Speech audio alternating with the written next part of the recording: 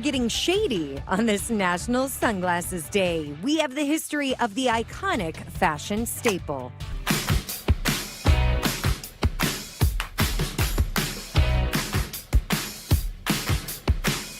Still to come with the heat we've been experiencing lately. It feels like every day should be National Sunglasses Day. The must-have accessory has its very own special day, and we are celebrating. So after the break, our celebrity historian and friend is back in the studio. He's going to give us a little history lesson on sunglasses.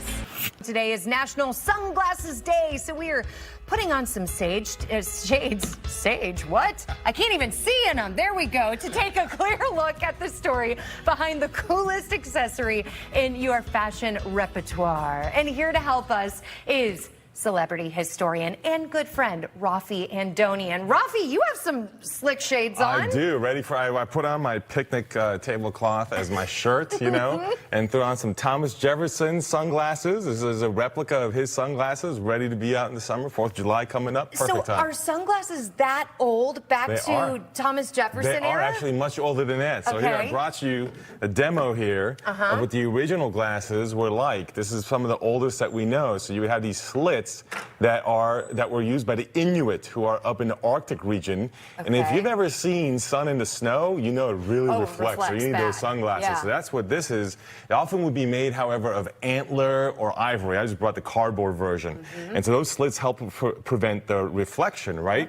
But there were other versions early on as well. You have them, for example, in China. You have them with smoky quartz. Or you have them in Italy, particularly in Venice, where you would have green glasses actually, as you're paddling around, of course, in the canals, to hold up to your face. But that's also in Venice with the craftsmen in about the 12th, 13th century, that you get corrective lenses that are starting to get crafted, in part for the craftsmen to see details on the work that they were doing. And so then with that kind of technology carries into England in the 18th century, in the 1700s. And what you would see a lot of opticians experiment with in England is green glasses, because green is actually one of the best colors, if not the best, to block light out. Think about beer bottles are often green. That's why. And so you'd often see green glasses in the 18th century, believe it or not. And that's interesting because today you would almost never see them. So how did today's sunglasses get modernized? Yeah, but you know what's funny though? Think about aviators, which are still popular today. They come up in the modern world in the 1930s, and the military actually commissioned them. First aviators have a green tint, believe it or not. So that did carry over.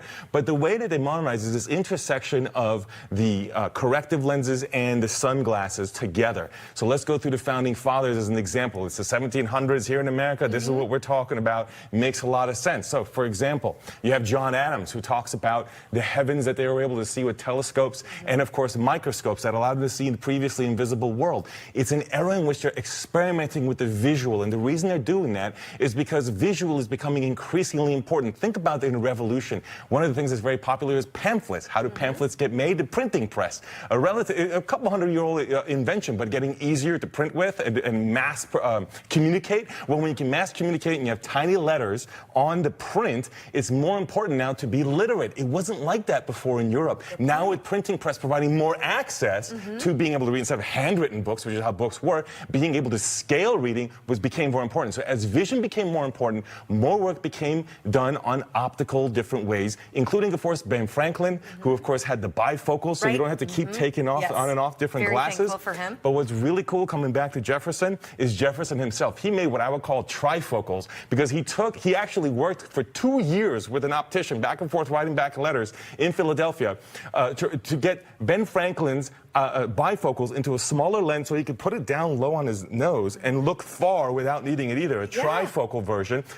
So it's no surprise Jefferson, Mr. Experimental, Mr. Enlightenment in this era of curiosity. Think of the Enlightenment as like, you know, it's cool to be curious. And a lot of these homes, by the way, would have had microscopes at home because they're all intellectually curious people. And Jefferson was the epitome of that. So it's no surprise that him, who created the trifocals because of Ben Franklin's work, he has, before they're fashionable, these green glasses, exact replica. I got these from Monticello.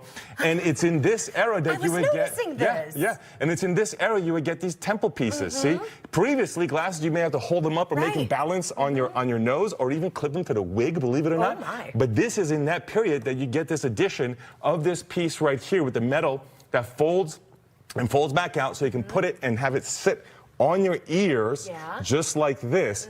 But the green color is what would have been popular back then. The dark colors come in later. That's why we keep inviting this guy back. He's passionate and he knows what he's talking about and he teaches us something. So to see more of Raffi, just head to his website, celebrityhistorian.com. We'll also post this segment at firstalert4.com/mystl live. Kent, Good who stuff. knew? Yeah, right? We learned a It lot. goes back a lot farther than I thought. Yeah. Good stuff. Thanks, Raffi.